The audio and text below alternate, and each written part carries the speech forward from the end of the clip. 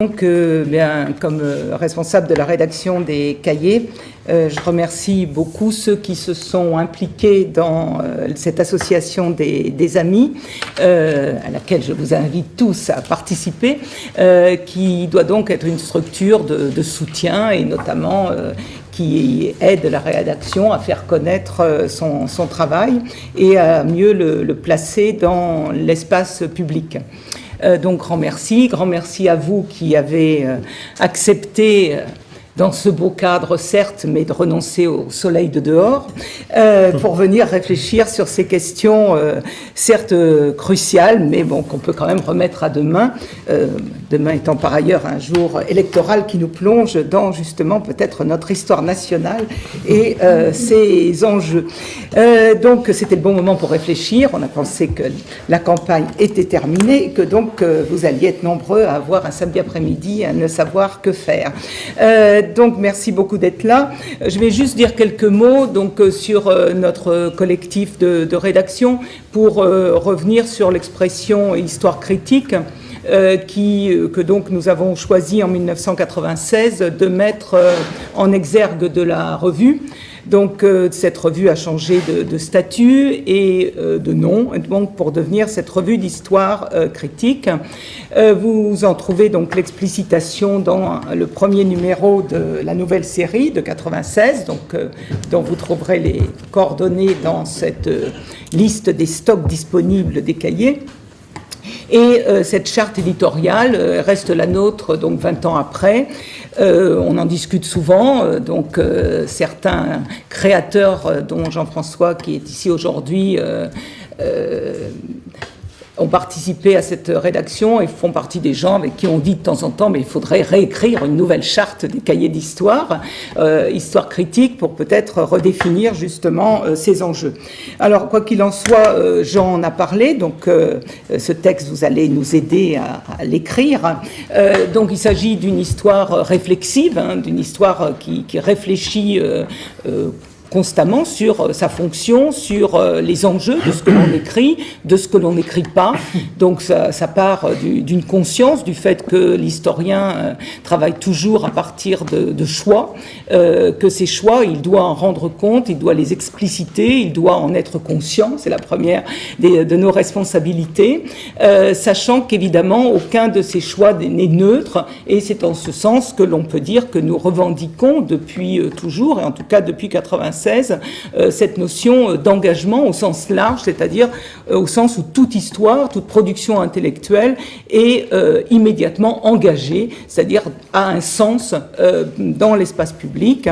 et a une forme de responsabilité par rapport à la société dans laquelle elle se produit. Donc c'est une dimension. Une autre de ces dimensions qui est explicitée dans la charte et à laquelle nous sommes attachés, c'est donc peut-être aussi le nœud d'une ambiguïté sur ce terme critique. C'est aussi une histoire qui cherche à dire les contradictions des sociétés, à dire une société en termes d'intérêts potentiellement contradictoires, de rapports de force. Et on peut dire que cette question des analyses des rapports de force sociaux est un des axes majeurs de notre réflexion. Évidemment, ici, je crois qu'on est tous d'accord pour dire que cette histoire que nous voulons produire, elle n'est pas une réponse à une histoire nationaliste étroite que nous pensons depuis très, très longtemps obsolète, mais qu'elle est une volonté de produire une autre histoire, donc une histoire qui sort des réifications, de la fabrication d'objets, qui au contraire déconstruit les objets sociaux pour permettre de les repenser dans chacun des contextes historiques. Et donc, bon, j'ai pas voulu revenir sur le positionnement, y compris des cahiers d'histoire dans les dernières années, ou avec le CVUH que Michel Rio-Sarcey a contribué à créer pour dénoncer ces discours régressifs envahissants dans l'espace public qui assignent une existence éternelle, intangible à une histoire d'une France qui elle-même n'aurait pas bougé. D'où, comme l'a dit Jean, cette interpellation que nous avons voulu mettre dans le titre de la journée sur histoire critique de France ou histoire critique de la France, et les histoires que nous avons présentées, donc aussi bien l'histoire mondiale de la France que l'histoire produite par Michel Zancarini, une histoire populaire de la France, ou sur le modèle d'Howard Zinn, une histoire populaire des États-Unis, sont bien dans cette idée d'une histoire, d'un objet que l'on prend en charge comme objet de réflexion, de pensée, et non comme une réalité préexistante. Donc pour les cahiers d'histoire, je voulais dire pour finir que au-delà des élargissements, de la volonté de décentrement par rapport justement à une histoire nationale et une histoire gallo-centré, notre objet serait peut-être aujourd'hui justement de penser, et c'est pour ça qu'on a suscité ce débat, dans quelle mesure le cadre national peut avoir une puissance heuristique, c'est-à-dire nous aider à comprendre les réalités vécues, et comment ce cadre national peut être la source ou être l'objet de lectures nouvelles de ce qui,